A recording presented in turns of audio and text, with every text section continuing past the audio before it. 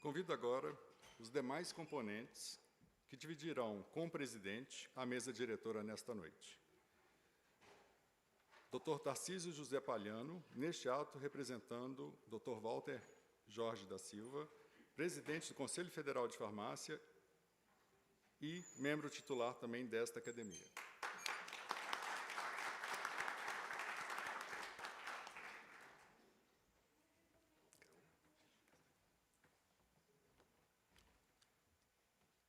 Doutora Ana Maria Orfei Abi, assessora técnica de assistência farmacêutica da Coordenadoria Regional de Saúde Oeste, neste ato, representando o secretário Dr. Luiz Carlos Samargo, Secretaria Municipal de Saúde.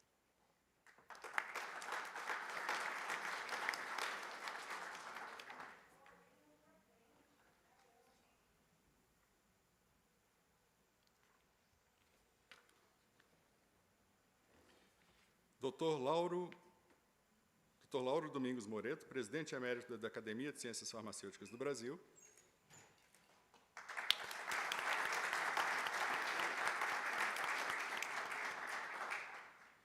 Dr. Acácio Alves de Souza Lima Filho, presidente emérito da Academia de Ciências Farmacêuticas do Brasil.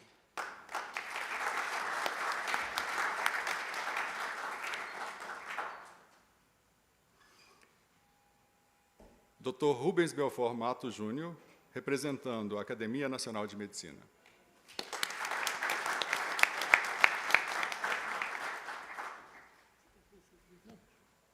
Convido a todos, em posição de respeito, cantarmos o hino nacional brasileiro.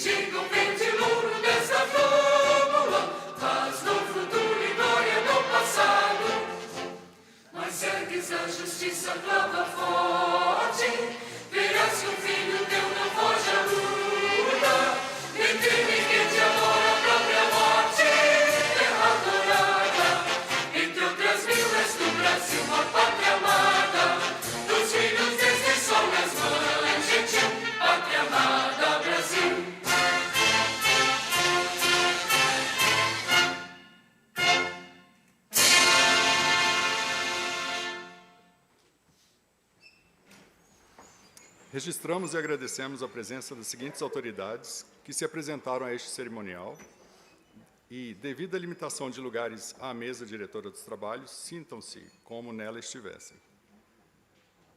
Dr. André Carvalho, representando a Alesp. Dr. Álvaro Putinelli, representando a Sociedade Brasileira de Patologia Clínica e Medicina Laboratorial, vice-presidente. E Diana Marcelini, nossa confreira, hoje representando o Sindicato da Indústria do Estado de Minas Gerais. Obrigado pela presença.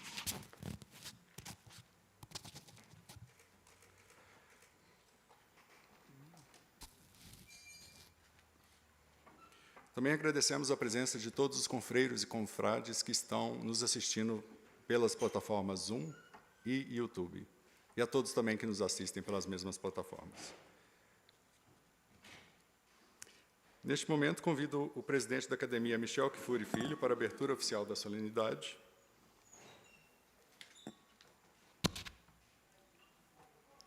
Boa noite.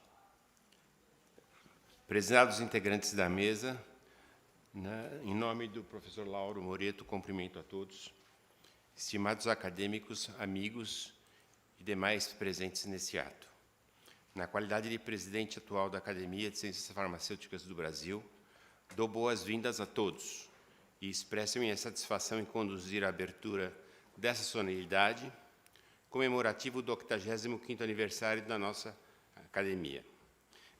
Especialmente porque nos últimos anos não pudemos estar juntos de forma presencial nesse tipo de ato comemorativo por conta da pandemia de Covid-19, que marcou todos nós de diferentes formas e intensidades.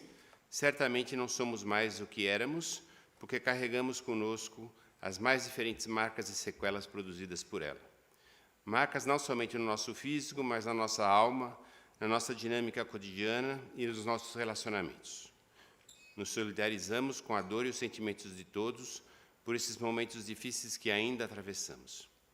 Contudo, graças às ciências, em especial às ciências farmacêuticas, em todo o seu universo, conseguimos submergir da desesperança e da nuvem escura que cobriu o horizonte de cada um de nós. Graças aos propósitos que norteiam essa academia, que é enaltecer e valorizar as ciências farmacêuticas em nosso país, aqui estamos juntos novamente para brindar com orgulho aquilo que fazemos, representamos e queremos protagonizar. Parabéns a todos os acadêmicos que, de forma irmanada, lutaram e lutam pela defesa dos nossos ideais. Juntos somos mais e cada vez mais fortes. Obrigado pela presença de todos e declaro aberta a sessão.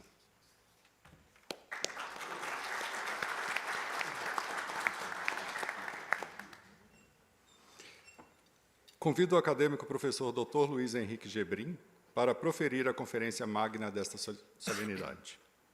Considerando o tempo limitado que temos, vamos simplesmente apresentá-lo como um dos mais brilhantes professores da Escola Paulista de Medicina da Universidade Federal de São Paulo, do qual é livre docente de mastologia, diretor do Hospital Pérola Binton, membro da American Society of Brisk Disease, e ainda é membro titular da cadeira número 85 desta Academia, Academia de Ciências Farmacêuticas do Brasil. O acadêmico Luiz Henrique Gebrim vai nos brindar com a conferência Inovações na Prevenção e Tratamento do Câncer de Mamas, um dos mais relevantes temas da saúde pública da atualidade.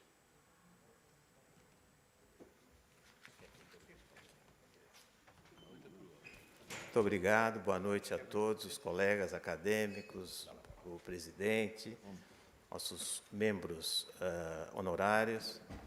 E eu estava vendo a cadeira 85, e hoje nós estamos comemorando os 85 anos, quer dizer, mais uma coincidência aqui, né? E a pauta que veio foi justamente essa questão de conciliar um tema clínico com o grande avanço que nós temos hoje, vislumbrado no tratamento do câncer de mama.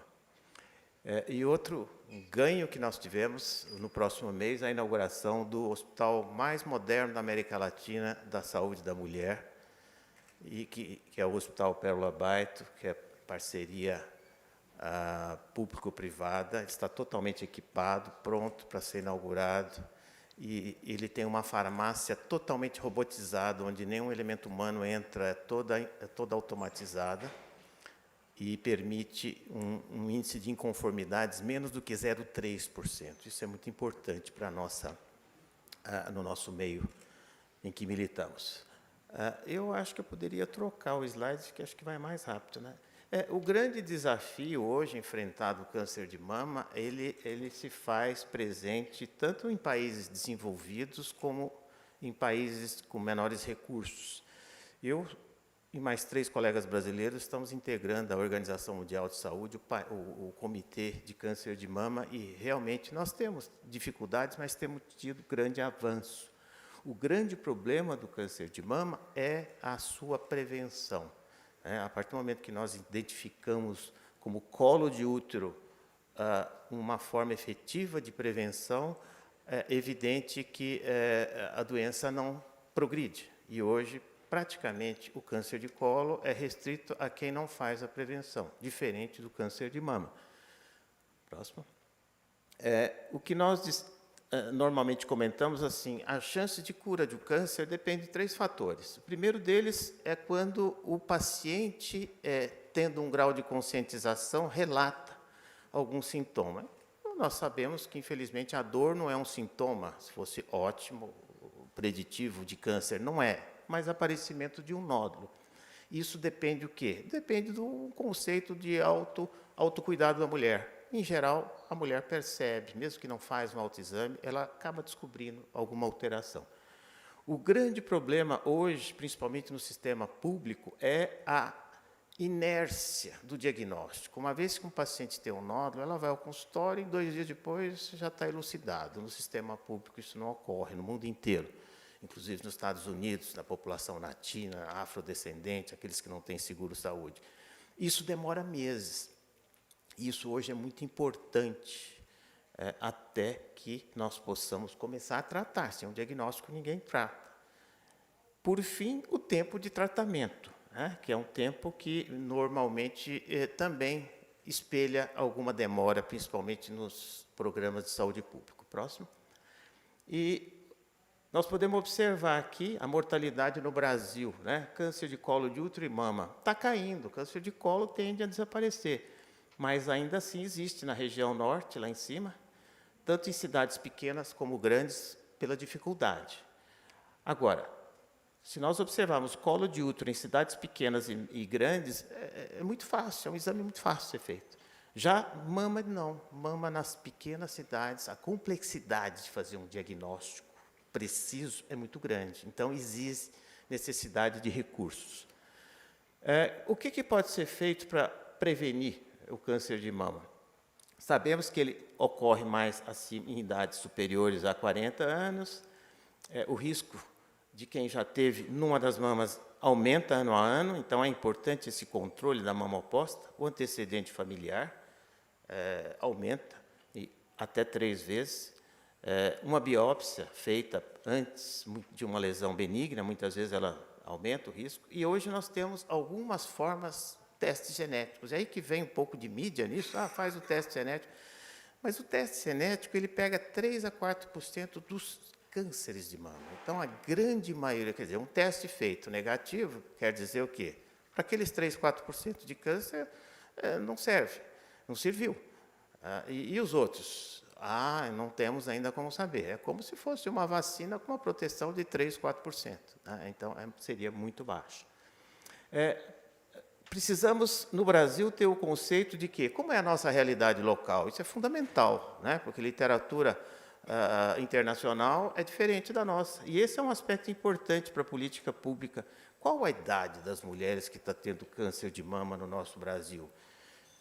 Nós podemos observar aqui que praticamente 22% delas, com mais 15%, quase 40% abaixo de 50 anos. Então, são mulheres jovens, muitas vezes estão grávidas ou engravidando.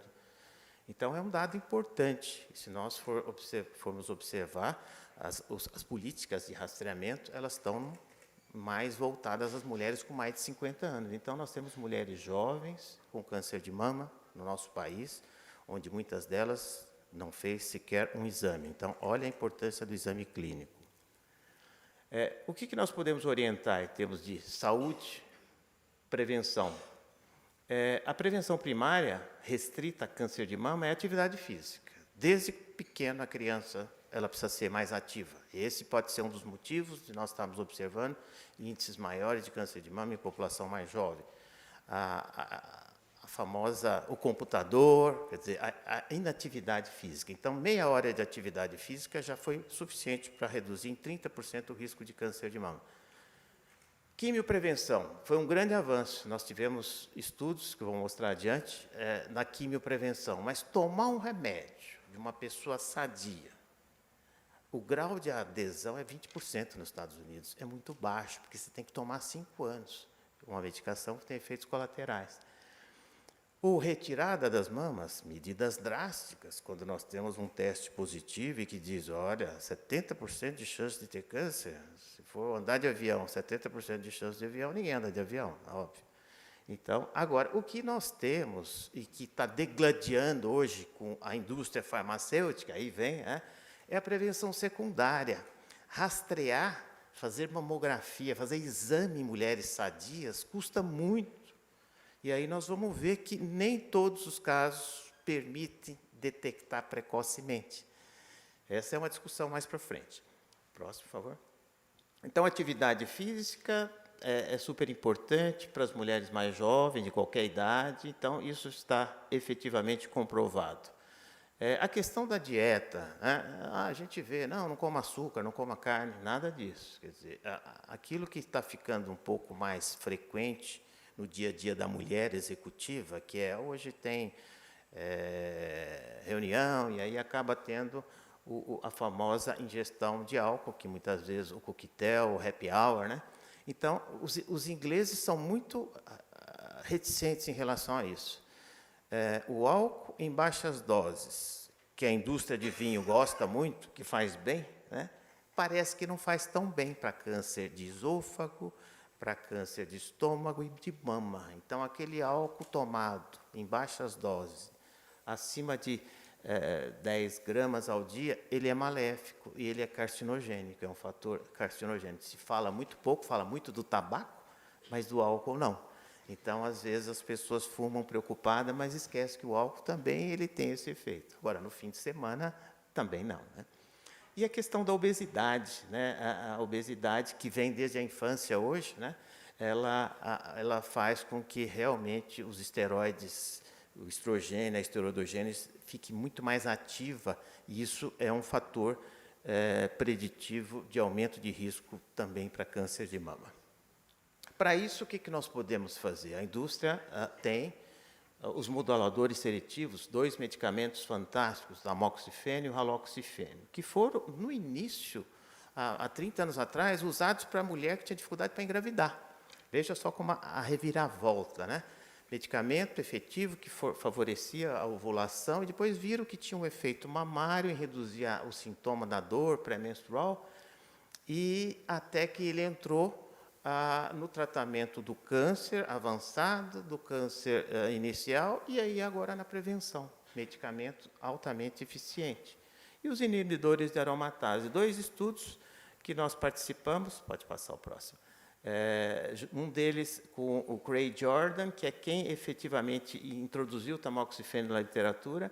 Ele mostrou, e nós aqui no Brasil, pesquisando, vimos que antes de se descobrir o efeito, a eficácia na prevenção, nós falamos, poxa, por que o paciente tem menos dor mamária? E aí lá na Escola Paulista fizemos vários estudos em mulheres que tinham nódulos benignos e vimos que ele tem um efeito importante em diminuir a proliferação das células.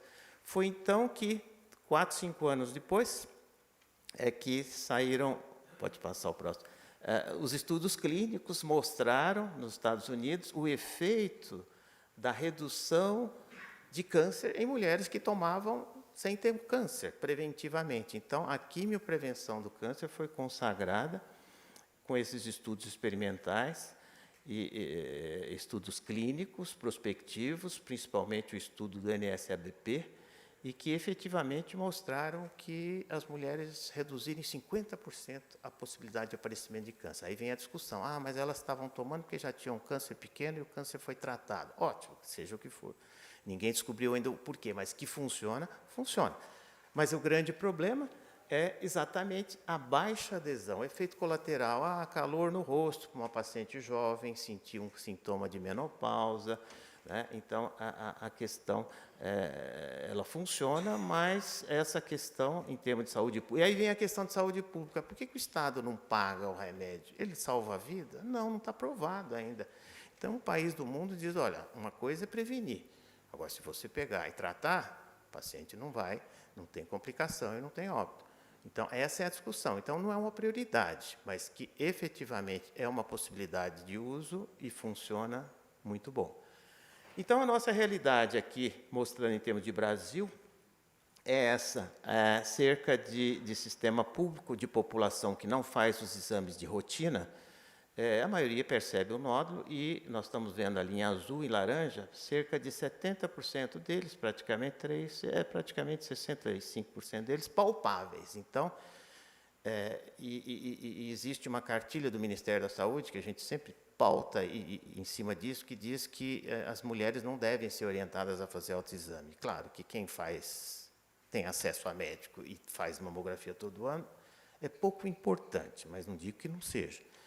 Agora, se as mulheres no Brasil, do sistema público, procuram com a queixa de nódulo, mais um motivo de valorizar a importância do exame clínico. E a China e a Índia estão desenvolvendo processos de diagnóstico precoce. É o que nós chamamos de early detection, a detecção precoce. Então, assim, hoje, nós vamos ver o avanço do tratamento está tão importante que, às vezes, descobrir um câncer de 3 milímetros e um de 2 centímetros praticamente dá na mesma. E o gasto com rastreamento é enorme, fora o trauma para a mulher que faz o exame. Olha, vem aqui, repetir o exame.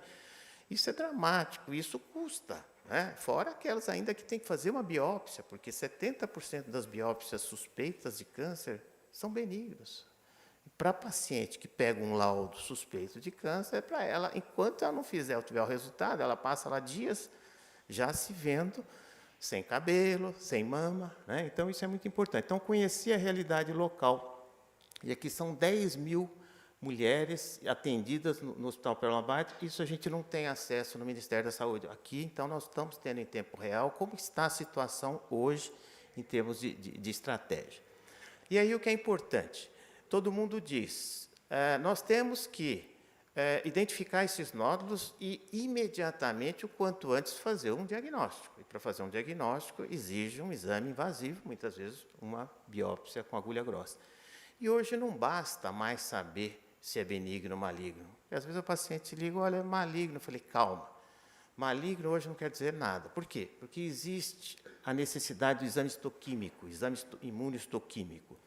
Ele é fundamental, porque a partir daí nós podemos definir o prognóstico, não só pelo tamanho mais da extensão do tumor, mas isso é fundamental, porque nós conseguimos ver a expressão do receptor de estrógeno, progesterona em B, a imunohistoquímica do HER2, de uma proteína de membrana, que é super importante, mostra um grau de agressividade maior, e quando nenhum deles está presente, a gente já fica mais preocupado, porque é o chamado tumor triplo negativo, que é aquele tumor mais agressivo, que o paciente fala, fiz exames há 3 meses, tudo normal, agora me aparece um nódulo.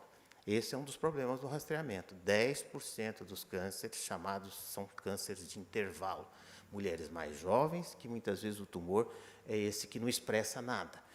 E que importância vai ter isso? Vai ter uma importância prática muito grande, porque a indústria hoje ela conseguiu fazer a terapia-alvo, ela vai testando as diferentes clones celulares, e hoje, para aquele HER2 ali em verde, existem 2 medicações altamente eficientes que chegam, inclusive, a curar o paciente com metástase. Ela é realmente uma mudança de paradigma muito grande.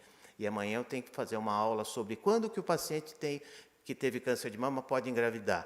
E essa é uma situação importante. Quer dizer, nós temos que saber como que é o perfil, que grau, que diagnóstico, que estadiamento, mas o perfil molecular e, mais adiante, a resposta terapêutica. Hoje nós por que invertemos muitas vezes o tratamento? Que em alguns tipos de tumores, nós preferimos iniciar o tratamento com drogas. Por quê? Porque desaparece o tumor. Tanto que a gente coloca um clipe no lugar para dizer, olha, aqui que estava o tumor. Isso é fundamental, porque às vezes um tumor agressivo, grande, que você olha, você fala, meu Deus, né? Ele desaparece, é a possibilidade do paciente saber que vai curar. Antigamente era tido como uma doença incurável. Você fala, poxa, o caso foi desenganado e está bem, porque agora a gente consegue saber os desenganos do médico, né? Tendo condições de, inclusive, fazer a terapêutica hormonal, a terapia endócrina. Veja só como ela é eficiente, inclusive em mulheres mais jovens. Então, nós estamos conseguindo reduzir mortalidade, e essa é a briga. Fala, poxa, se o tratamento é tão eficiente, o que a gente vai ficar perdendo tempo em ficar procurando, rastreando milhões? A Índia não tem condição de ter mamógrafo para todo mundo, nem a China. A China tem um problema anatômico. A mulher chinesa, a mama é muito densa. Então, a acurácia da mamografia é baixa. Então, está todo mundo... E os canadenses e os ingleses falaram, vamos fazer o seguinte, vamos fazer, então, a detecção precoce. Existe, na Alemanha, um grupo que treinou deficientes visuais, mulheres, para palpar a mama das pacientes, fazer a palpação. Quer dizer, em pleno século XXI, está voltando. E, uma vez tendo a normalidade, aí sim é feito o exame. E, em saúde pública, nós temos que ver o que é melhor para a nossa população. Nós aqui estamos numa academia de notório saber, mas nós estamos num país que precisa do notório saber, porque só os equipamentos, o copiar e colar o que é feito lá fora não dá certo. Então, nós temos que adaptar a nossa realidade. E o ideal seria não ter o custo, a liberação, né? Mas, na prática, o que nós estamos observando hoje, inclusive com judicialização, é o que está aqui, a realidade, né? Aquele que não tem o mínimo fica sem o mínimo, e aquele que, às vezes, pleiteia uma paliação, ocupa, gasta recurso, e quem julga, muitas vezes, não tem essa noção de onde tirar o dinheiro, né? E a nossa Constituição, muito bela, ela diz que todos têm direito a tudo. Mas até a Ferrari, mas a Ferrari, quem vai pagar a Ferrari, né? Então, alguém tem que realmente racionalizar essa questão. Muito bom. Então, assim, falta de recurso no nosso meio, nós estamos gastando cada vez mais, mas o gasto, o foco, nós estamos atirando aonde? Na doença avançada. A quimioterapia, o tratamento com drogas é importante, mas o mais importante é não deixar chegar até aí, porque uma vez que a gente detecta precocemente, nós não mutilamos o paciente e ela muitas vezes não precisa da quimioterapia. Nós podemos observar que nos estágios precoces, o tratamento, a extirpação do tumor, na maioria das vezes, é suficiente. E o que realmente precisa é aumentar a intervenção da biópsia e ser mais ágil, principalmente no tratamento cirúrgico.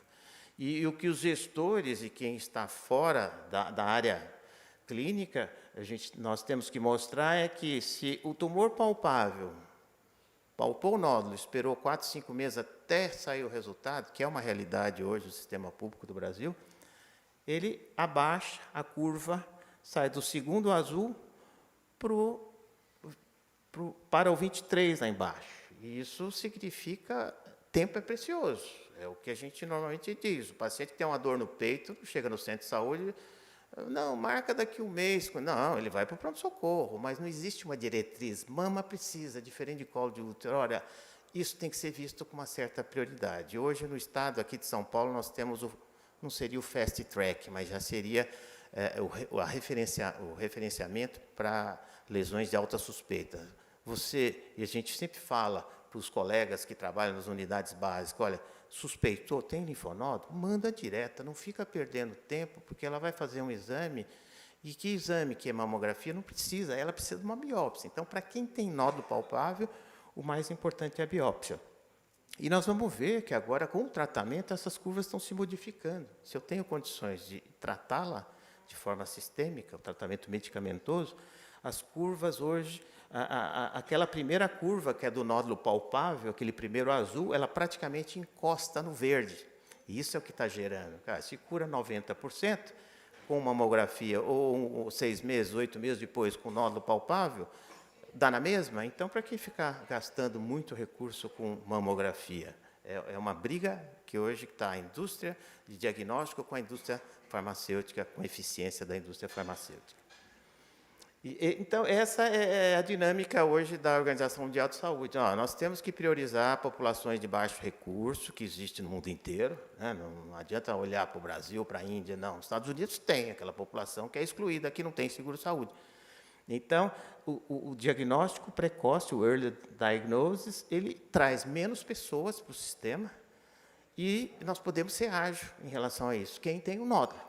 Ao passo que o screening, né, nós temos que pegar um número muito grande de pessoas, de pacientes, gastamos muito com equipamentos e a complexidade de biópsia. Então, é fundamental. A nossa prioridade hoje no Brasil em saúde pública não é comprar mamógrafo. A gente viaja aí por várias cidades do interior e fala, nós recebemos aqui uma emenda com um mamógrafo. Ok, mas não está funcionando. E o mamógrafo fala, qual é a referência que vocês têm se o exame der alterado? Não, a gente não tem para onde mandar. Então, é super importante ter a linha de cuidado traçada para poder, eventualmente, fazer o investimento. Esse estudo foi muito importante, publicado por uma pesquisadora brasileira no The Lancet Global, e ele mostrou o seguinte, se o ano que foi estudado, em 2012, 7.500 mortes por câncer de mama poderiam ter sido prevenidas no Brasil, em 2012, se 80% das mulheres com câncer, diagnosticadas de forma avançada, tivesse sido diagnosticada no estádio 2. Estádio 2 é o tumor de 3, 4 centímetros, não é tão pequeno, né? Mas é aquela, se no momento em que ela descobre o nódulo, ela for atendida e iniciado um tratamento num tempo relativamente curto, ao passo que, se nós tivéssemos comprado mamógrafo no Brasil inteiro, com 80% de cobertura da população fizesse mamografia, nós salvaríamos 2.500. Então, isso é muito importante para a nossa gestão, nossos legisladores, dizer que precisa ter uma política para poder ter um investimento, não um investimento sem a política. Próximo, por favor. E, nesse contexto, 30% dos casos de câncer de mama estão nas grandes cidades, os gargalos estão aqui. Então, no nosso hospital, no Pelo Abaito, nós conseguimos estruturar um núcleo integrado. O paciente chegou, naquele dia ela tem que sair com diagnóstico. Os médicos foram treinados para isso, e a estrutura de diagnóstico, de apoio ali, certo? Então, assim, é o que qualquer um de nós gostaríamos que fosse feito.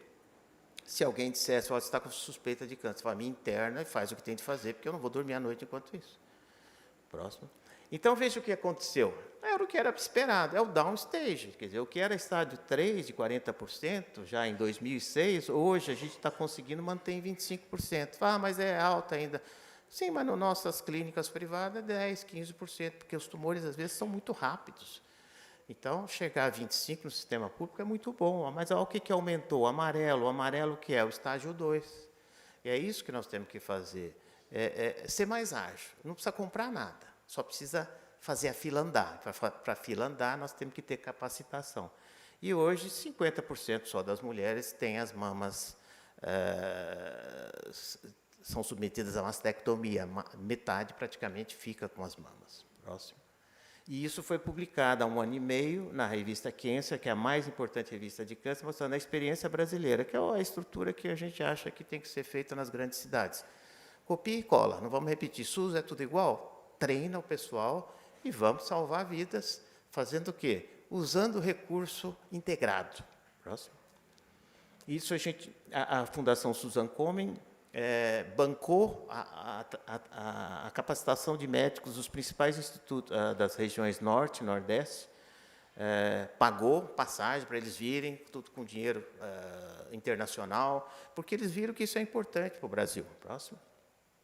E fizemos em Manaus, Teresina, pode passar. E o que a gente normalmente trabalha é dizer o seguinte, tudo começa na unidade básica, não adianta ficar focando só no hospital de alta complexidade, porque a pessoa que pega o paciente, se ela sabe disso e vai referenciar um caso rápido, isso é muito importante. E nós estamos agora nas cidades médias, fazendo um projeto do Instituto Avon, já fomos em várias cidades médias de São Paulo, e dizer, olha, cada cidade devia ter no centro de saúde um lugar cor-de-rosa, que a gente faz o outubro rosa, e fala, e aí, o que vale esse outubro rosa? O que adianta botar o Maracanã cor-de-rosa? Vai ter alguém atendendo lá os pacientes? Não, então nós temos que dar foco. Eu falo, a cidade, quando o prefeito sabe que tem algo, e que a cidade vizinha fez, que ele não fez, que é um local, ó, aqui tem médico e tem equipamento para fazer biópsia de mama. Está resolvido o problema. Certo? E essa é a nossa filosofia que tem que ser difundida pelo Brasil afora. Próximo, que é o pessoal da unidade básica sendo capacitado, e a questão que os Estados Unidos mostram, né? A Força-Tarefa Americana falou, olha, começar a fazer mamografia muito cedo não adianta. Por quê? Aí, veja só a comparação. Qual seria a idade melhor de fazer? Ela pode salvar uma vida com 40 anos? Ok, pode. Mas por que a grande parte dos Canadá, Estados Unidos, começa a partir dos 50? Olha, se ela é feita a partir dos 50 anos, o que ocorre? Nós vamos salvar de 1.000 mulheres, serão salvas 18. Ok, é importante. E se começar a partir dos 40 anos, nós vamos acrescentar uma só. Então, veja, e é justamente uma população que dá muita dúvida, o custo é muito alto e exige muita biópsia, muito ultrassom, então é realmente complicado, mas funciona. Mas no meu consultório, a paciente que tem condição, ela faz, mas em termos de saúde pública, isso tem que ser visualizado. Então, veja só o que a mamografia mostra, pontos de calcificações, só ela mostra, que é o método de escolha para fazer rastreamento. Próximo. E o ultrassom?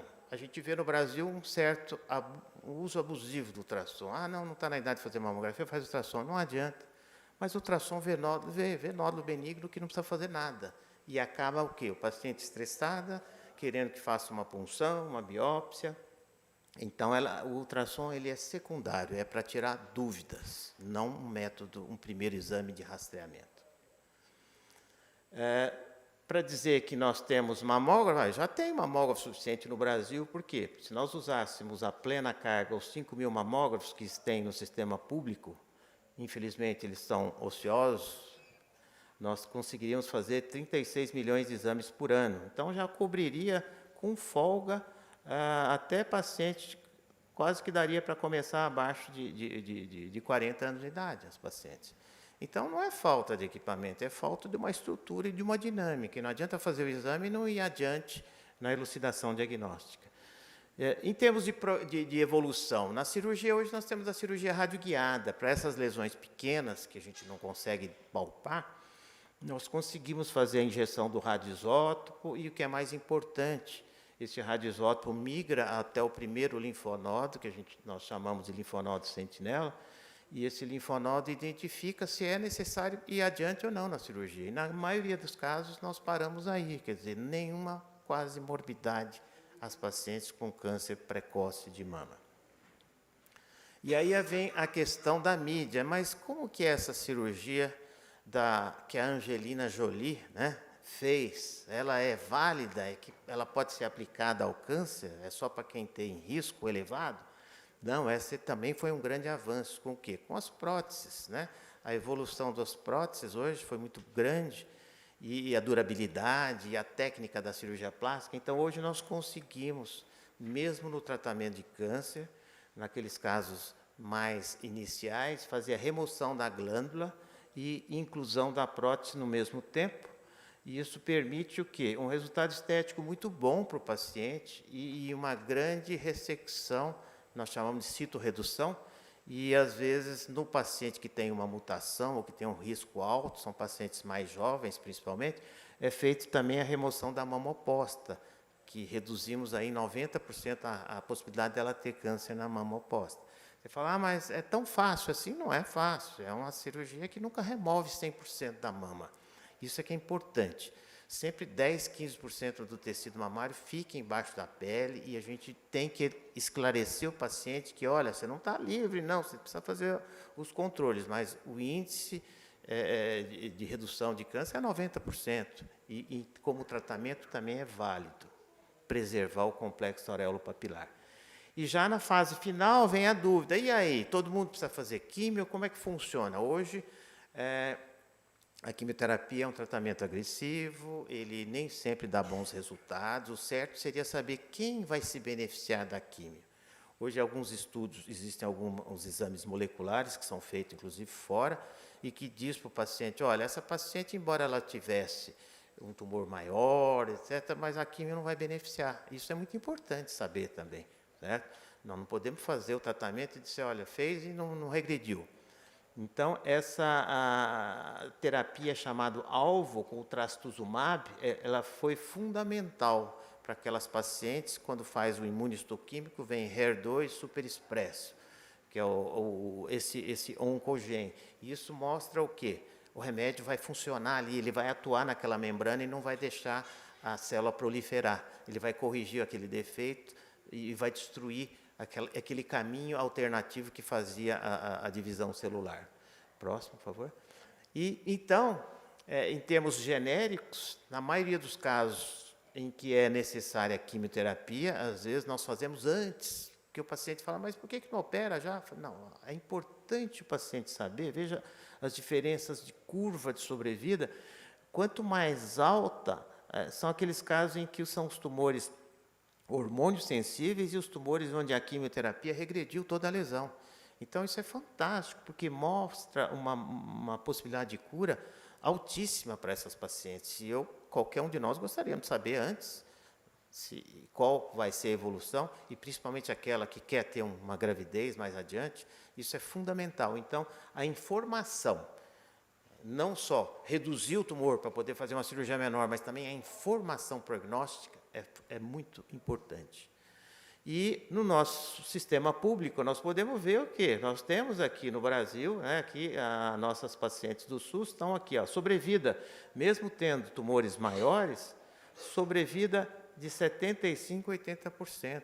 Então, um tratamento correto, num tempo certo, salva a paciente do SUS, sim. Não podemos só ter aquelas notícias negativas. Agora, aqueles estágios avançados, em que o paciente, às vezes, veio de um estado para o outro, esperou meses, esses, infelizmente, a possibilidade de cura é bem menor. E uma discussão sobre o PET-CT, que é aquele exame que eu gostaria de saber se eu tenho câncer. A gente vê o leigo perguntar, né? Posso fazer esse exame? Não, não pode. Porque o exame pode ter falso positivo, mas mesmo para quem tem câncer em fase inicial, não está bem indicado. A gente vê aquelas duas bolinhas amarelas onde está a lesão na mama e no linfonodo axilar, e na outra mama ela tem um linfonodo comprometido. Então, muitas vezes é um exame que serve para evitar que o paciente faça múltiplas biópsias e realmente nós estejamos sabendo se a lesão ela tem metástase ou não. Mas mais para casos avançados. No nosso hospital, nós conseguimos convencer a introdução do PET justamente porque nós temos uma população com câncer avançado que precisa saber se realmente tem metástase de uma forma rápida para poder instituir uma terapêutica mais específica. E o que tem de novo em relação à radioterapia? Já que nós temos, na maioria dos casos em que a lesão removida parcialmente, a mama fica, é obrigatório fazer uma complementação radioterápica. E agora, com a pandemia, foi muito importante, porque ganhou corpo a redução de sessões. E os ingleses e canadenses, e quem sabe no futuro nós brasileiros, que temos sistemas públicos, nós possamos fazer trabalhos com essa finalidade. Quanto mais gente couber no aparelho, melhor, desde que não haja prejuízo.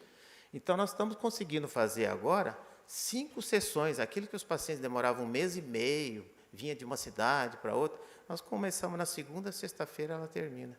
Certo? E os ingleses já têm o hipofracionamento, para os casos mais graves, de 15 sessões, 3 semanas. Isso foi muito importante. E outra coisa, não sai com aquela mama queimada, a gente via, né, o paciente sofrer. Não, hoje a terapia, veja só, uma simulação de um caso dessa semana, a radiação vai na mama e no leito tumoral, ela não vai para a região pulmonar, nada. Então, isso foi um avanço muito grande. Evidente que não há uma equidade em termos de Brasil, mas chegaremos lá. Próximo. Então, concluindo, eu acho que hoje, com esse público eclético que temos aqui, nós podemos alicerçar conselhos aos nossos governantes, de dizer, olha, vamos fazer uma política importante, fundamentada em quê?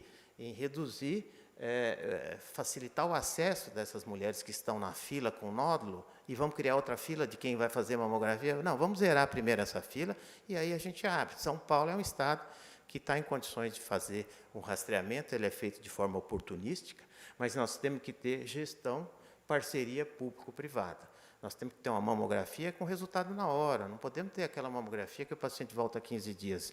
Esse sistema nós temos no hospital porque é terceirizado, então é muito bem visto a participação pública, privada, essa conjunção. E o atendimento resolutivo, precisa treinar o médico, a cabeça realmente precisa ser feito, o colaborador, para dizer, olha, esse caso aqui tem que sair resolvido.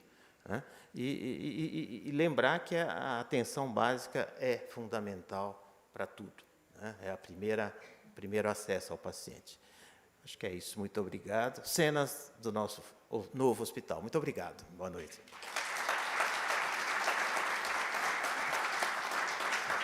Obrigado. Obrigado, doutor Luiz Henrique Gebrim, pela excelente apresentação. E agora faremos, antes de dar continuidade, registraremos as mensagens que recebemos durante o nosso evento. Então, agradecemos ao excelentíssimo governador Rodrigo Garcia, governo do Estado de São Paulo, ao excelentíssimo Antônio Barra Torres, diretor-presidente da Anvisa, excelentíssimo secretário Marcelo Morales, secretário de Pesquisa e Formação Científica, CEPEF, do Ministério da Ciência e Tecnologia, excelentíssimo presidente da Assembleia Legislativa do Estado de São Paulo, ao excelentíssimo Fernando Zazo Pigato, presidente do Conselho Nacional de Saúde, ao excelentíssimo Igor Nogueira Calvete, presidente da Agência Brasileira de Desenvolvimento Industrial, a Vilames Freira, presidente da CONASEMS, Conselho Nacional de Secretários Municipais de Saúde, a ilustríssima Marielice Terezinha de Souza, presidente da Unifar, excelentíssimo Jurandir Frutuoso Silva, secretário executivo da CONAS, Conselho Nacional de Secretários em Saúde, Maria Angélica Fiuti, ilustríssima, presidente executiva da ABFIT, Associação Brasileira de Fitoterapia, Marli M. Silici, vice-presidente executiva da ACESA, Associação Brasileira da Indústria de Produtos para o Autocuidado em Saúde, ilustríssimo Natanael Aguiar Costa, presidente do Sincofarma, Marcelo Ivan Melec, presidente do Sindicato das Indústrias Químicas Farmacêuticas do Estado do Paraná, André Alimeri, vice-presidente da Associação Brasileira da Indústria de Soluções Parenterais, Henrique Necker Thiaumé, presidente do Sindicato Intermunicipal da Indústria Química e Farmacêutica de Juiz de Fora. Além disso, agradecemos ainda a Sinquifar pelas congratulações, que veio em nome de Marcelo Ivan Melec, da Sindusfarma, através do presidente Nelson Mussolini, e da Assembleia da Secretaria Municipal de Saúde da cidade de São Paulo.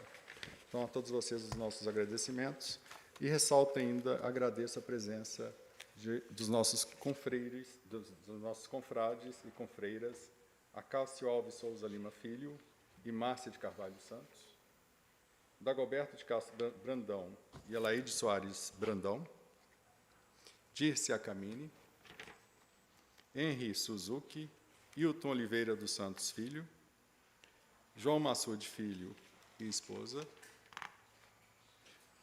José Antônio de Oliveira Batistoso, José Maria Ventura e esposa, Lauro Domingos Moreto e Marilena Ribas Moreto,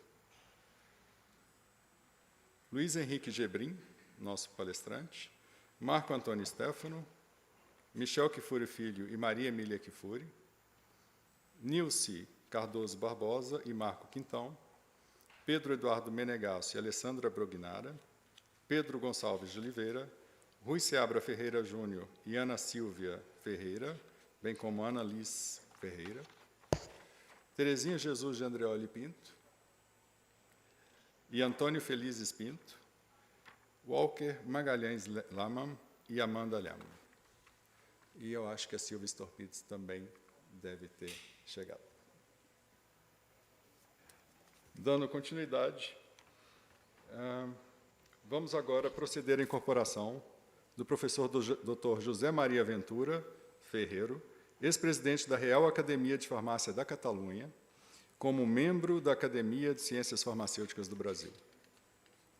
Convido a acadêmica Nilce Cardoso Barbosa para saudar José Maria Ventura Ferreiro.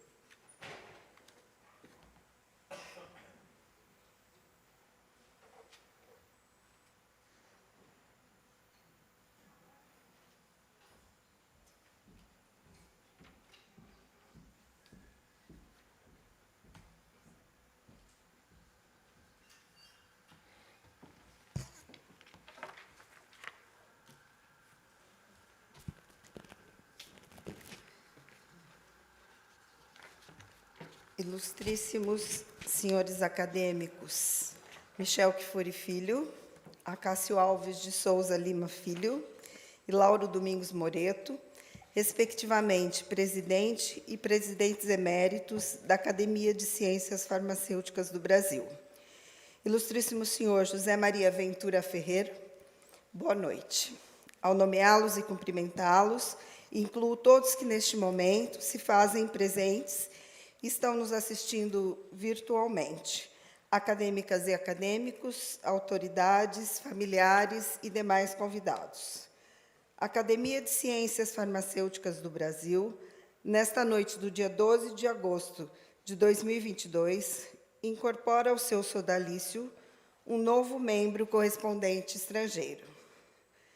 Minhas primeiras palavras são para expressar a gratidão à diretoria desta academia por a mim designar tão honrosa tarefa de saudar o novo acadêmico e espero cumprir a atribuição recebida à altura. Saudação ao Dr. José Maria Ventura Ferreira. A alimentação e a nutrição constituem-se em requisitos básicos para a promoção e a proteção da saúde, possibilitando a afirmação plena do potencial de crescimento e desenvolvimento humano, com qualidade de vida e cidadania. Este parágrafo abre a introdução da Política Nacional de Alimentação e Nutrição do Ministério da Saúde do Brasil e considerei adequado seu registro para introduzir a saudação ao novo membro acadêmico que teve toda a sua vida profissional relacionada à ciência da nutrição e dos alimentos. De seu volumoso e brilhante currículo, que, por respeito ao tempo atribuído, renuncio de fazer a leitura completa, optando por destacar algumas atividades e qualidades que considero de especial relevância, pois os documentos frios que narram datas, compromissos, trabalhos, publicações e prêmios recebidos podem ser consultados por qualquer um de nós a qualquer tempo.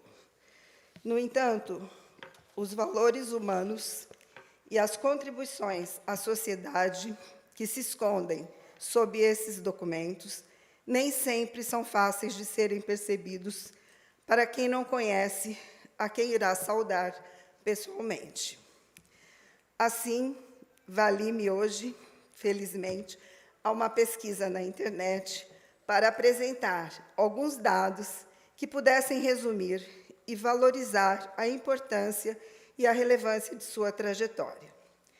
Dr. José Maria Ventura Ferreiro nasceu em Barcelona no ano de 1941, um ano depois de seu pai, o senhor José Maria Ventura Malofré, fundar a empresa Netrexpa, juntamente com um sócio. E 2 anos depois, fundariam os dois o Laboratório Ordesa. Um dos principais impulsionadores da nutrição e das ciências alimentares na Espanha, é licenciado em farmácia pela Universidade de Barcelona em 1964, que, àquela época, vai ter incluída em sua grade curricular o assunto bromatologia. Em 1970, obtém com louvor o título de doutor pela mesma universidade e entre 1964 e 1970 permanece como professor na Cátedra de Bioquímica da Faculdade de Farmácia. Sua vida profissional, a partir de então, será sempre uma combinação do científico com o empresarial e desenvolverá uma atividade intensa relacionada à indústria alimentícia. Entre os cargos técnicos ocupados neste campo, podemos destacar o de diretor técnico da Nutrexpa, eu não sei falar catalão, gente, de 1965 a 1981, diretor técnico dos Laboratórios Ordesa, de 1974 a 1981, e em posições de gestão empresarial, foi gerente e CEO da Nutrexpa S.A. e dos Laboratórios Ordesa, presidente dos Laboratórios Ordesa de 2000 a 2019, e, a partir de 2019, tornou-se presidente honorário. É patrono da Fundação Ordesa desde sua criação em 2002. É membro de 13 sociedades científicas e foi membro da Comissão de Alimentos do Colégio Oficial de Farmacêuticos de Barcelona, membro da Comissão Nacional de Indústria e membro da Comissão Nacional de Alimentos do Conselho Geral de Colégios Oficiais de Farmacêuticos. E foi também vice-presidente da Associação Catalã de Ciências Alimentares. Participou do Comitê Consultivo de Ciência e Tecnologia do Ministério da Indústria e Energia e de comitês consultivos de órgãos oficiais, como a Comissão Interministerial de Gestão de Alimentos, entre outros 7 comitês. Acadêmico da Academia Real de Farmácia da Catalunha desde 1997, foi seu vice-presidente de 2006 a 2010 e presidente de 2010 a 2018. Em 1998, foi agraciado com a medalha Morteiro de Ouro pelo Conselho Geral de Colégios Oficiais de Farmacêuticos. Foi membro do Conselho Social da Universidade Autônoma de Barcelona, do Conselho Interuniversidades da Catalunha e do Conselho Curador do Instituto Borja de Bioética da Catalunha. É membro do Conselho Social da Universidade Internacional da Catalunha desde 2005. Sua produção científica soma mais de 130 atividades, entre publicações, cursos, conferências, apresentações e participações em encontros científicos, e mais de 220 assistências e participações em cursos, congressos nacionais e internacionais, no âmbito da farmácia, da medicina e congressos interprofissionais. Recebeu o título de farmacêutico exemplar no ano de 2009 pela Associação de Antigos Alunos da Faculdade de Farmácia de Santiago de Compostela. Em abril de 2012, foi reconhecido com o Crèdit Saint-Jordi da Generalitat de Catalunha, uma distinção anual outorgada a pessoas e entidades sociais que, por seus méritos, tenham prestado serviços destacados à Catalunha na defesa de sua identidade, especialmente no plano cívico e cultural. Dr. José Maria Ventura Ferreira, é um privilégio para a Academia de Ciências Farmacêuticas do Brasil tê-lo conosco esta noite, pois sua trajetória é exemplar. E concluo minha saudação destacando que o homem é um processo alimentado por um gênio criativo que sempre nos surpreenderá. Cabe às instituições científicas e culturais, como esta academia, zelar para que essa chama criativa se mantenha acesa e permaneça servindo nobremente à humanidade. Estamos certos de que, ao instituí-lo hoje, como nosso membro correspondente estrangeiros, damos um passo importante para esse objetivo. Seja muito bem-vindo a esta casa. Muito obrigada.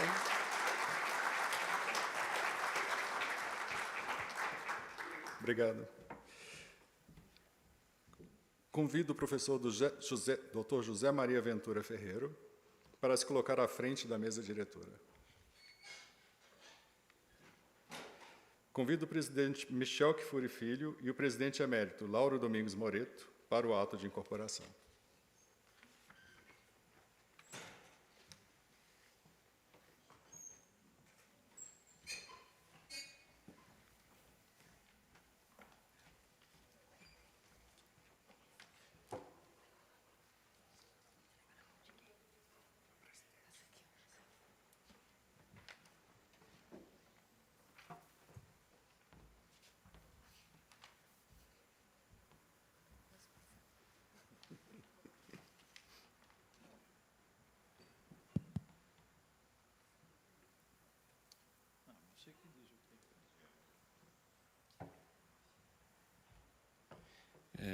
Solicito ao Dr. José Maria Ventura Ferreiro que leia o compromisso que assume perante a Academia de Ciências Farmacêuticas do Brasil. Prometo respeitar e fazer respeitar os princípios éticos e profissionais, as disposições estatutárias e regulamentais, as decisões e deliberações da Academia de Ciências Farmacêuticas do Brasil, Academia Nacional de Farmácia. Prometo cultivar o sentimento da fraternidade e lealdade para com as confreiras e confrades, bem como propugnar pelo agradecimento desta Academia.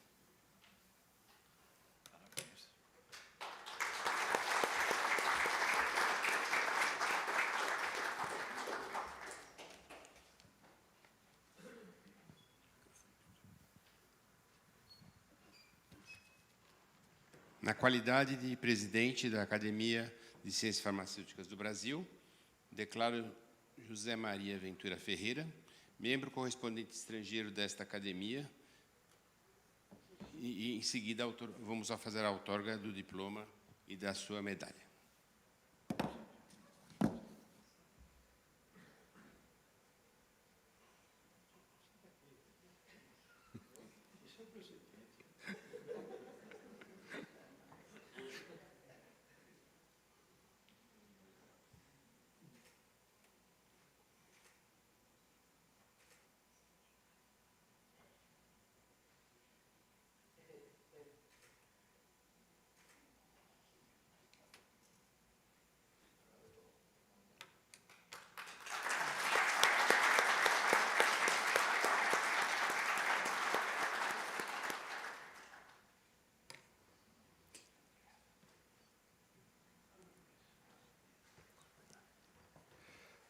Convido o acadêmico correspondente estrangeiro, José Maria Ventura Ferreiro, para proferir o seu discurso de posse.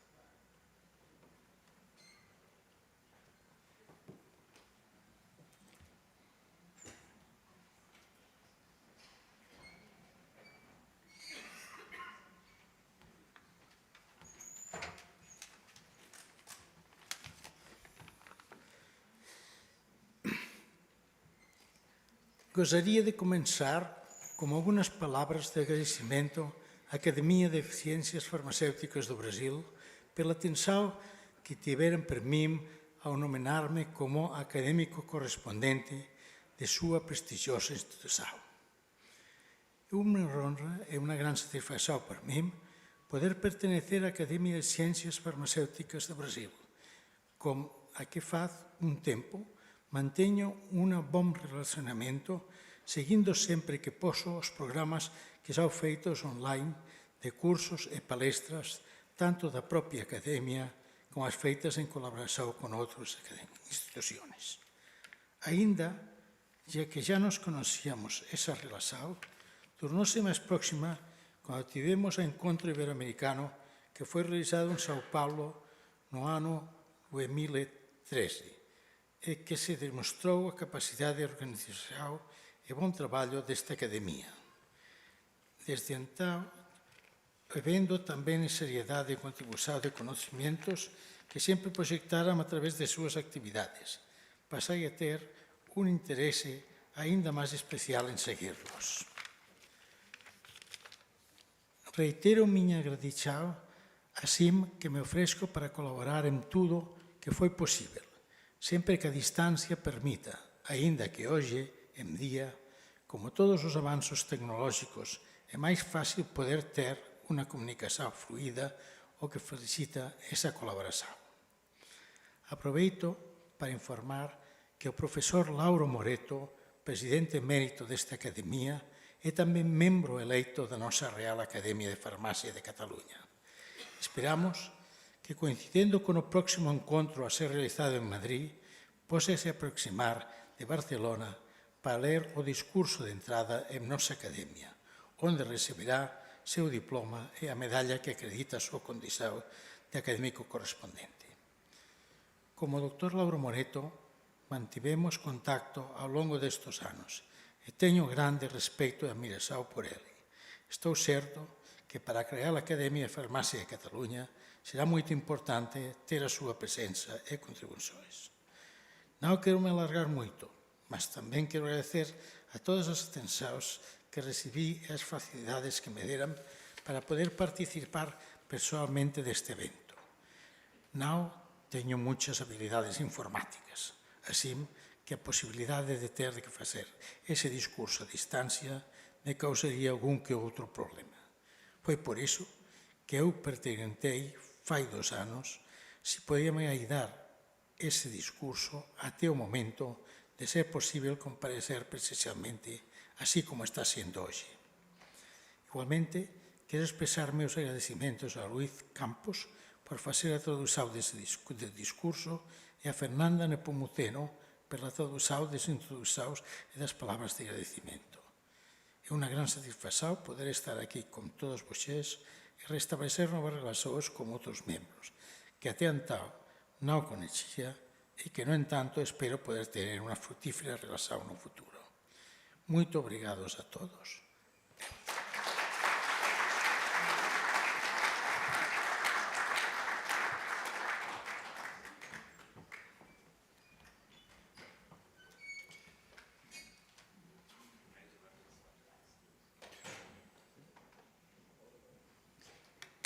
Convido, neste momento, convido o acadêmico Marco Antônio Stefano para assumir a atividade de mestre de cerimônia.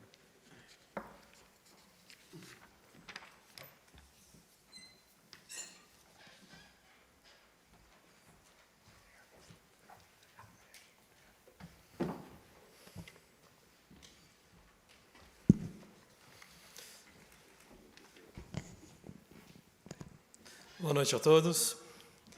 É com grande prazer que nós vamos dar início agora ao proceder ao outorga de conjunto de medalhas de Jubileu de Ouro de 50 anos e a medalha comemorativa de 80 anos da Academia de Ciências Farmacêuticas do Brasil, com o respectivo diploma aos novos membros mantenedores.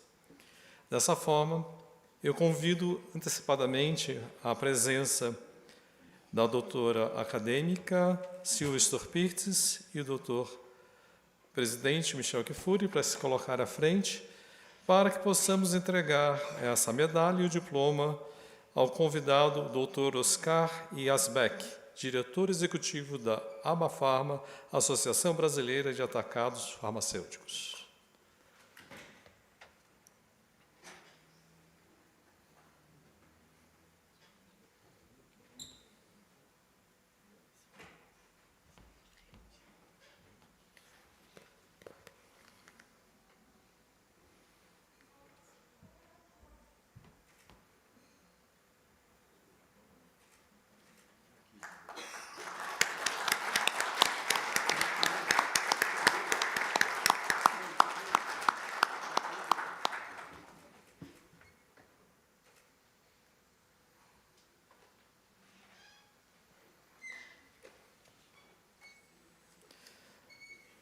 Convido agora o presidente Michel Kfouri e a acadêmica Dirce Akemi para a entrega do respectivo diploma e medalha ao Dr. Antônio Bezerra, representado nesse ato pelo acadêmico Walker Magalhães Lachmann, representando a ABFINA, Associação Brasileira de Química Fina.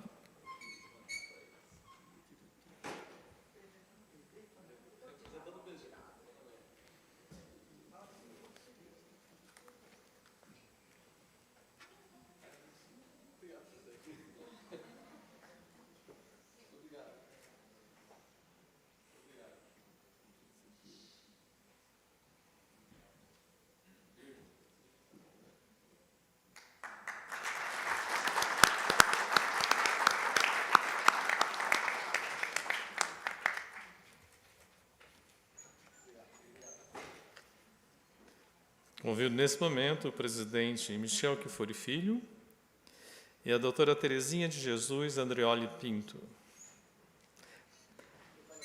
para a entrega da medalha ao doutor Leonardo de Souza Teixeira, diretor do ICF, Instituto de Ciência Farmacêutica, para receber as honrarias.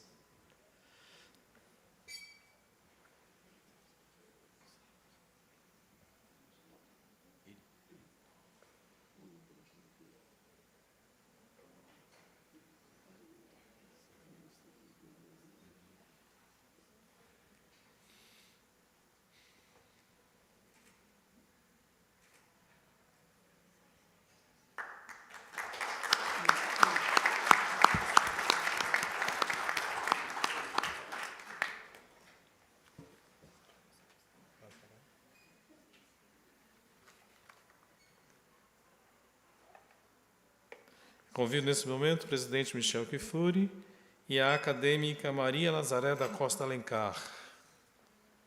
Ela estava aqui ainda há pouco. Ah, está aí.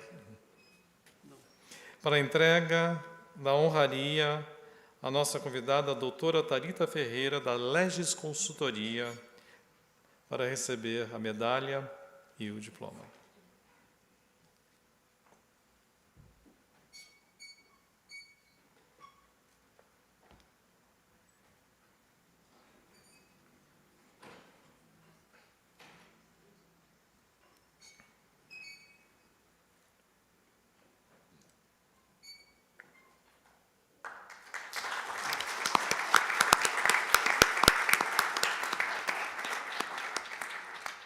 Gostaria de chamar todos os novos membros mantenedores para uma foto em conjunto, por favor.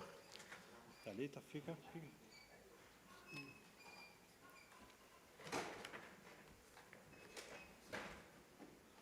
Posta mais para trás, venha mais para trás, Michel. Ela está no limite aí.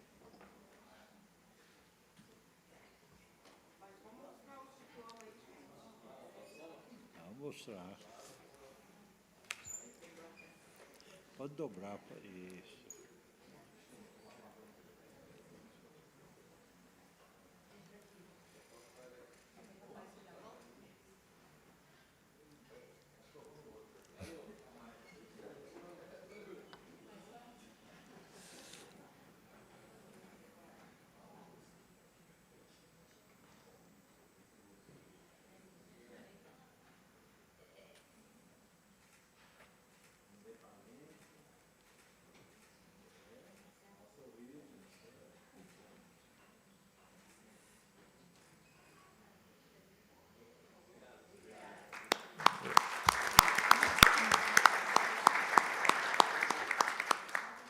Nesse momento, convido o nosso homenageado, Leonardo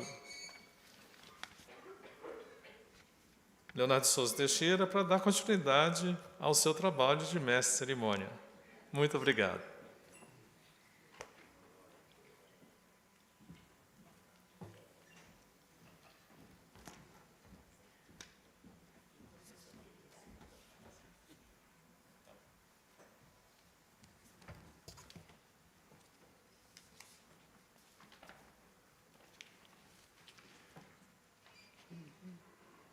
Convido agora o presidente Michel Kfouri Filho para o seu discurso.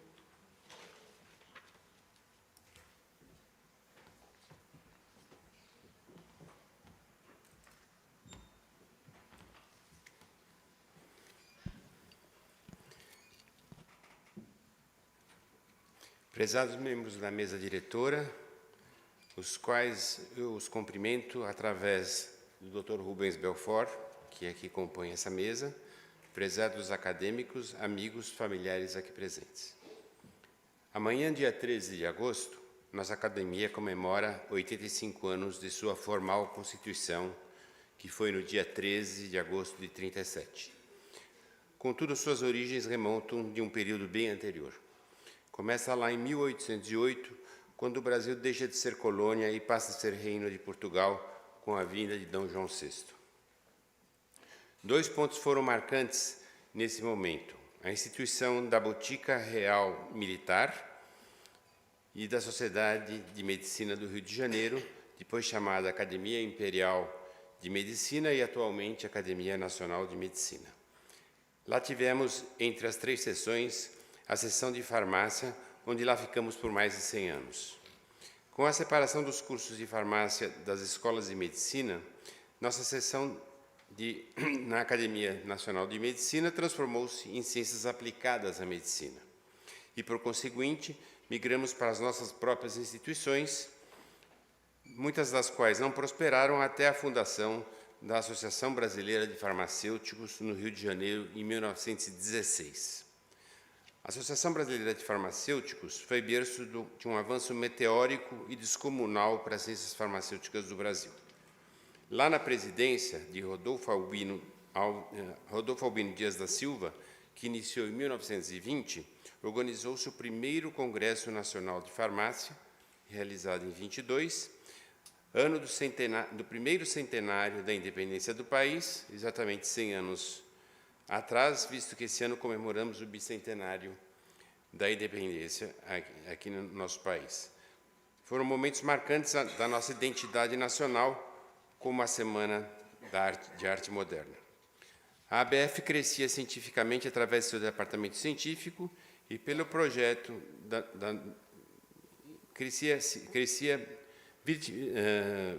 cientificamente de forma bastante marcada por 2 pontos. Primeiro, pelo seu departamento científico e depois pelo projeto da primeira farmacopeia brasileira, oficialmente promulgada em 1926. Em abril de 24, em ata registrada no Conselho Científico da ABF, Associação Brasileira dos Farmacêuticos, foi lançada a concepção da nossa academia, condicionada à sua formalização quando a mesma atingisse 50 membros. Não sabemos o que motivou a constituição formal somente 13 anos depois, em 37, talvez por conta da Grande Depressão de 29, que atingiu as economias fortemente em todo o mundo. Bem, procurei fazer rapidamente um pequeno histórico para dizer 2 coisas importantes. Nossa academia foi concebida em 24 e nasceu em 37. Logo, comemoramos amanhã 85 anos do seu nascimento e 98 anos da sua concepção. A boa notícia é que daqui a 2 anos comemoraremos nosso centenário de concepção em abril de 24 e 87 anos de nascimento. Existem discussões acaloradas dentro do nosso totalício sobre qual data adotar. Para mim, o tema é pacífico. Comemoramos as 2 datas. Celebrar o nosso convívio, nossos feitos e discutirmos os nossos sonhos sempre são e serão oportunidades únicas. A Academia de Ciências Farmacêuticas do Brasil vive um novo ciclo virtuoso desde 2017 para cá, graças ao empenho dioturno do professor Lauro Moreto, para o qual aqui rendo minhas homenagens pelo seu carinho e abnegação aos propósitos da Academia de Ciências Farmacêuticas do Brasil.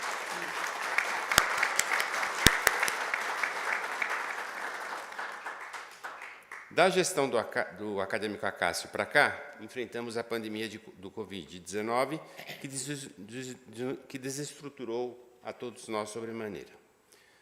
Mas a Academia de Ciências Farmacêuticas não esmoreceu. Procurou manter-se ativa com encontros virtuais e agora com o seu projeto educacional concebido através do planejamento estratégico feito em 2020. Esse projeto educacional tem sido uma experiência gratificante de construção coletiva, com a participação de mais de 40 acadêmicos com resultados surpreendentes. Isso nos motiva a acreditar que existe a base para um trabalho colaborativo forte e consistente entre nós, em benefício da sociedade brasileira. Prova do que afirmo é o número de acadêmicos que ganharam destaque nos últimos 2 anos, o que nos enche de orgulho e satisfação. A saber, acadêmico Érico Flores, que foi reeleito para o biênio de 2022-2023 como membro associado da Divisão de Química Analítica do IUPAC. Em agosto de 2021, Marcia Foster Mesco recebe o prêmio Young Talent in Analytical Chemistry Award, prêmio do Jovem Talento em Química Analítica, concedida pelo Brazil Journal of Analytical Chemistry. O nosso acadêmico Marcelo Moraes, que teve ações de destaque como secretário de Ciências no Ministério de Ciências e Tecnologia. Em setembro de 2021, Jorge Bermudes integra o grupo da OMS para promover igualdade no acesso à tecnologia para a Covid-12. Em setembro de 2021, a professora Soraya Smali recebeu a comenda de mérito farmacêutico concedido pelo Conselho Regional de Farmácia do Estado de São Paulo. Em 5 de novembro de 2021, o professor Rubens Belfort recebe o título de professor honoris causa da Universidade Federal do Rio de Janeiro. Em 14 de dezembro de 21, o acadêmico Rui Seabra se torna diretor científico do Parque Tecnológico de Botucatu. Em dezembro de 21, o acadêmico Walter Jorge é reeleito presidente do Conselho Federal de Farmácia aqui do nosso país. Em 6 de janeiro de 22, tivemos início da construção da fábrica de biomedicamentos do CEPAF em Botucatu, obra do professor Benedito Barra Vieira, nosso confrade, e do nosso acadêmico Rui Seabra, juntamente com o apoio do acadêmico Marcelo Morales, do Ministério de Ciência e Tecnologia. Em janeiro de 22, o acadêmico Marcelo Polakov assume a direção do Conselho Regional de Farmácia de São Paulo. Em 18 de fevereiro de 22, o acadêmico Tarcísio José Palhano é homenageado e com um prêmio que é criado em seu nome pela Sociedade Brasileira de Farmácia Clínica. Em 5 de março de 22, o acadêmico Marcelo Morales novamente participa do acordo de associação pela Organização Mundial Europeia para a Pesquisa Nuclear, CERN. No dia 13 de julho, também o acadêmico Marcelo Morales participa do acordo entre Brasil, Europa e 6 países que compartilham as águas do Oceano Atlântico, Declaração de todo o Atlântico. Em 14 de julho desse ano, a acadêmica Patrícia Prank recebeu o prêmio de 2022 no Education Training of Outreach para estudos e pesquisas sobre engenharia de tecidos e medicina regenerativa no Brasil. E, por fim, no dia 8 de agosto, o professor Rubens Belfort recebe o título de professor emérito da Escola Paulista de Medicina. Tivemos ainda aqui na nossa academia a implantação do Prêmio Pio Correia, que foi idealizado em 2020, com a outorga de sua premiação aos finalistas em 2021. Foi um resultado extraordinário pelo número de trabalhos escritos e pela qualidade surpreendente dos mesmos. O professor Lauro, juntamente com o acadêmico José Antônio de Oliveira Batistuso, trabalharam arduamente nos registros dos acontecimentos e feitos da nossa academia nos últimos 5 anos. Em breve, teremos a publicação histórica desses registros. Aguardem ansiosamente, pois o material está muito rico. O nosso presidente emérito, Acácio, trabalhou incansavelmente juntamente com o acadêmico Pedro Gonçalves de Oliveira e juntamente com o professor Lauro Moreto, para a concepção, construção e realização do Museu de Ciências Farmacêuticas, físico e virtual, cuja inauguração está prevista para amanhã pela manhã. Trata-se de um projeto grandioso, ainda recém-criado, que exigirá a colaboração de todos para que São Paulo e o Brasil tenham um museu à sua altura, até hoje inexistente nesta maior metrópole do país. Nosso projeto PBI segue firme, apesar dos percalços de caminho, esperamos consolidá-lo para o próximo ano e agora, nesse semestre, o lançamento da 2ª edição do Prêmio Pio Correia. Temos ainda 2 editais para preenchimento de 6 vagas na modalidade membro titular e 50 vagas na modalidade membros associados.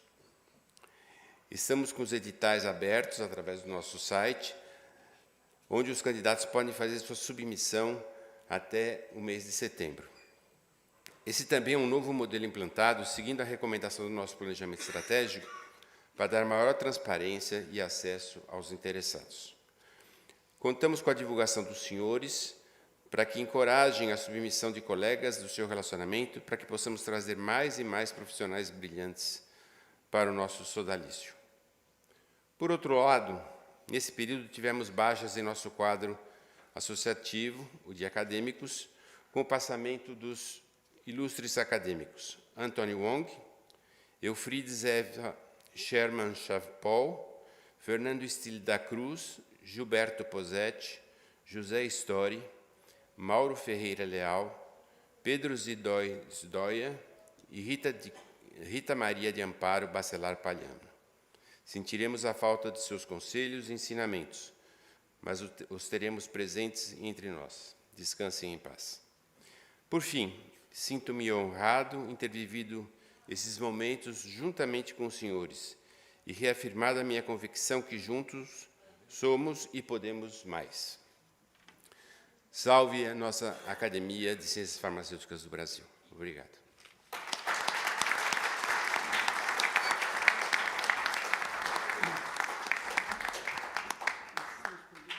Obrigado, presidente Michel. Em nome da diretoria e de todos os membros da academia, renovo os agradecimentos ao conferencista, às empresas, às associações que se associaram à academia, aos presentes neste auditório e declaro encerrada a solenidade. Quero agradecer também a presença daqueles que utilizaram o canal YouTube da Assembleia Legislativa do Estado de São Paulo para assistir a esta cerimônia. Convido os presentes, em nome da academia, para o coquetel que será servido a seguir. E, por último, solicito aos acadêmicos presentes, ou seja, membros titulares, honorários, eméritos, correspondentes e mantenedores, que venham à frente para a foto do 85º aniversário desta academia. Está encerrada a solenidade. Boa noite a todos. Aproveitem o coquetel.